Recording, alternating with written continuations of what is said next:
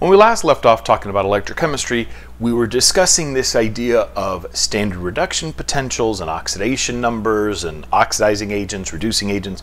Look, the reality is it's been a hot minute, more than likely, since you saw this last. So if you fall into that category, if you forgot what a half reaction is, well, how to balance an equation using half reactions or anything of that nature, do me a favor, take a look at these videos that I have here down below.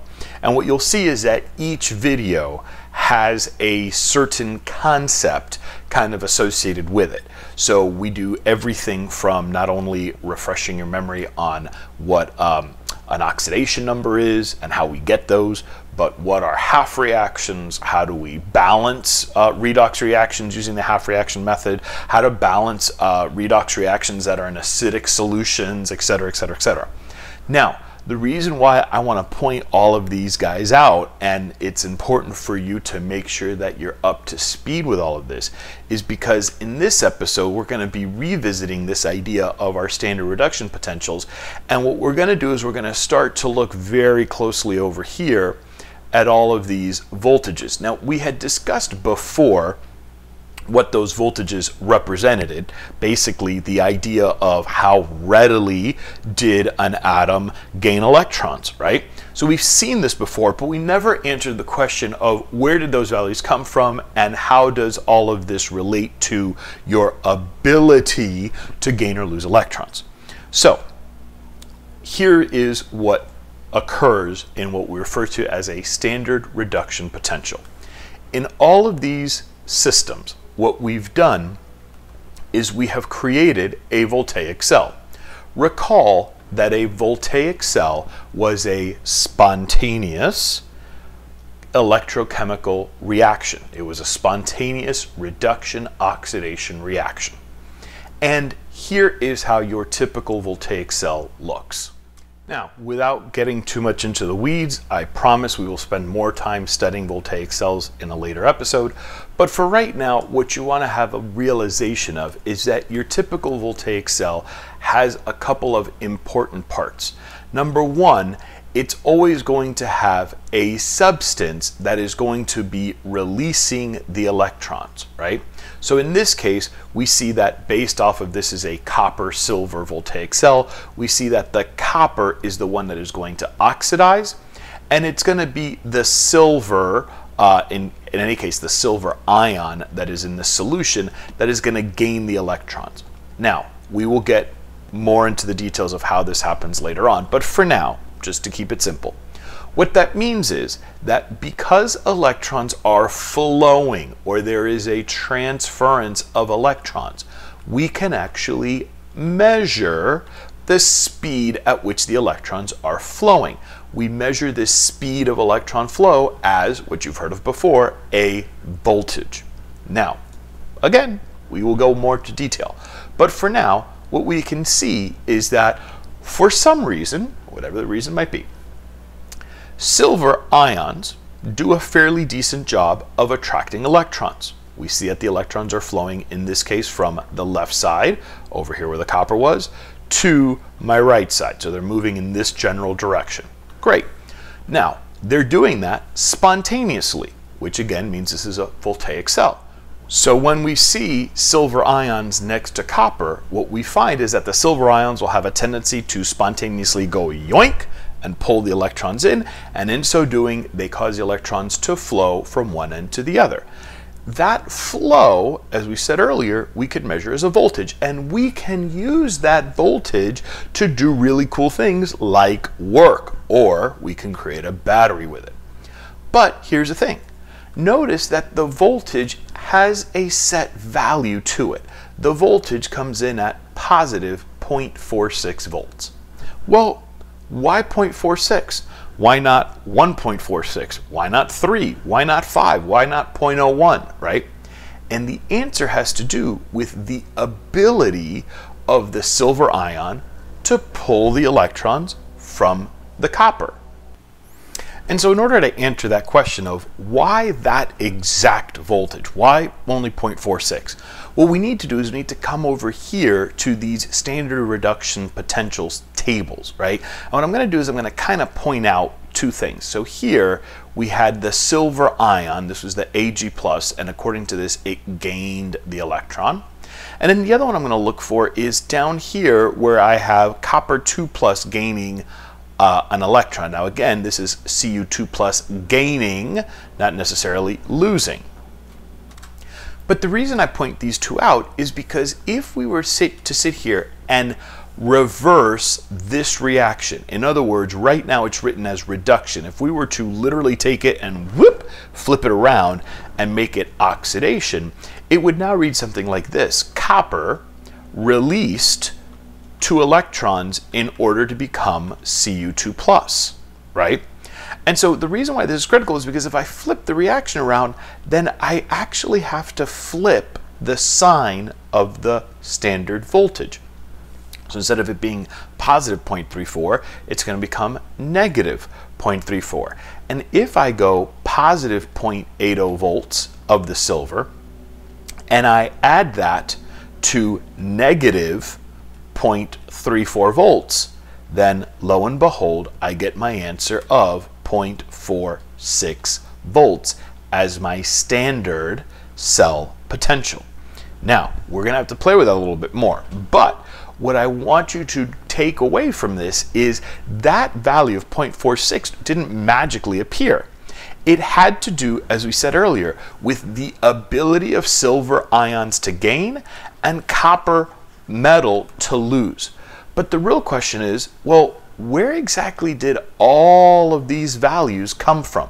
How did we come up with all of these different values for the reduction potentials of all of these different metals and compounds, etc., etc.? And the answer is over here. What we see is that in order to come up with all of these standard cell potentials or standard reduction potentials, what we did was that we compared every single one of these metals, polyatomic ions, whatever you want to call it, we compared it to hydrogen's ability to either gain electrons or to release electrons. And so over here on the left-hand side, what you're noticing is that I have what we refer to as the SHE, or the Standard Hydrogen Electrode. And the way it works, and I kind of point this out always because it's a little wonky to see it the first time, but the way it works is that what we are doing inside of this test tube, so somewhere in here, here you go, you have the hydrogen gas that's getting pumped in. So all along in here lives neutral H2 gas, right? And we have the H2 sitting usually in a solution of hydrochloric acid, or another way to think of that is that this is going to be a solution of H+ ions. And so what's happening at the reaction surface, at the plate, is going to be, so this is a platinum plate, and so the reaction is as follows: 2H+ reacts with 2 electrons, and if that happens, we produce H2 gas, right? And this is what I want to kind of point out what's happening on that platinum electrode. What we see is that we have some of the hydrogen that is able to lose an electron. When it does, it forms H+. But when it's just the hydrogen in the hydrochloric acid, as quickly as H2 loses electrons to become H+, then just as easily H+ can gain electrons and become H2. And so what I really want you to think of is that this isn't so much that hydrogen is gaining electrons, as more of when we have the electrode by itself, we create an equilibrium in which as quickly as H+ gains electrons, the H2 will lose electrons. So in other words, as quickly as we go to the right, we're going to see the reaction going just as quickly to the left, right? So there is no one side favored over the other.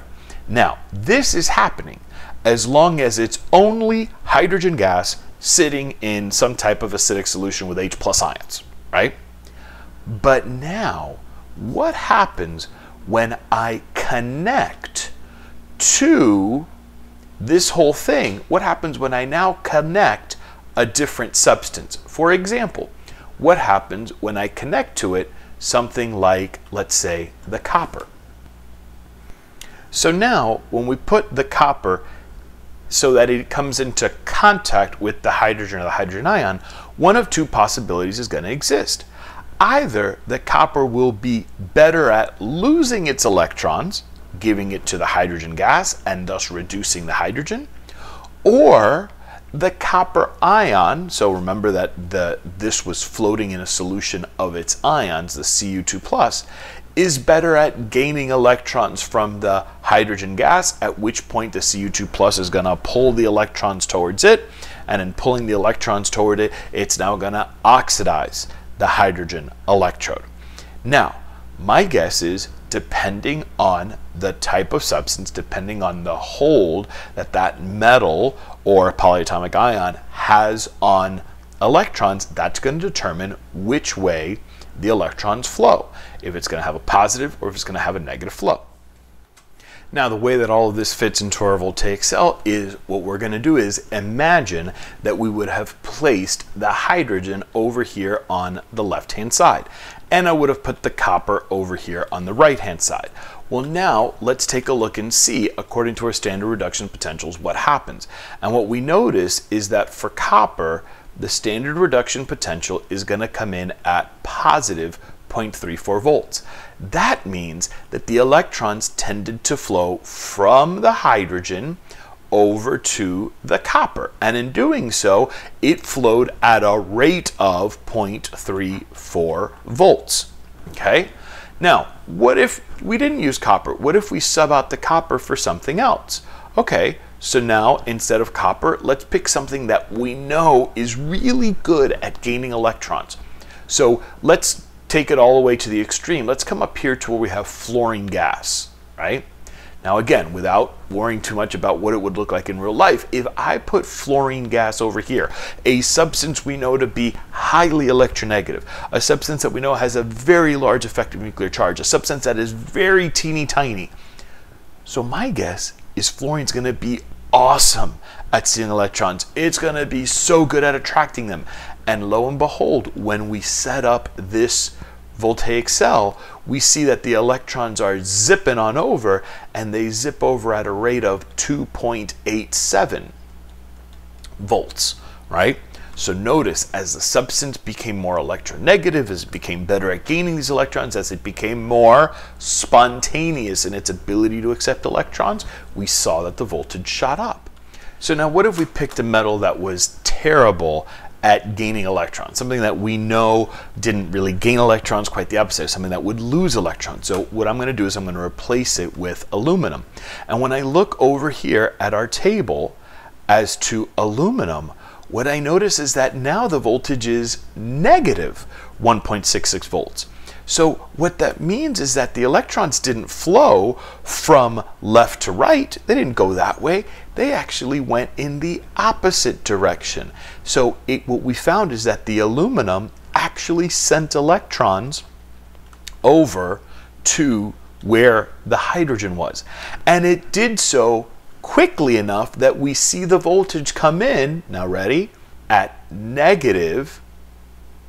So that's my direction, 1.66 volts.